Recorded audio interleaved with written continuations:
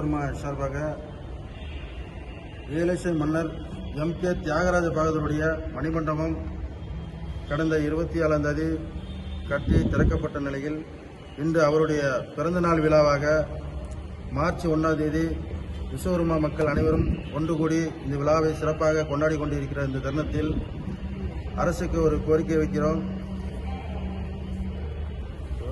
MK. Thyagaraja பகதூருடைய நினைவு படங்களை ஆவணங்கள் அனைத்தும் இந்த மண்டபத்தில் மக்கள் பார்வைக்கு வைக்க வேண்டும் என்று கேட்டுக்கொள்கிறோம். மற்றும் அருகாமையில் உள்ள மதுக்கடைகளை அகற்றுமாறும் அரசுக்கு ஒரு கோரிக்கையாக வைக்கிறோம். பொதுமக்கள் பார்வைக்கு இதை திறந்துவிட்ட நமது முதல்வர் எம்.கே. ஸ்டாலின் ஐயா அவர்களுக்கு ஒரு நன்றியை தெரிவித்துக் கொள்கிறோம்.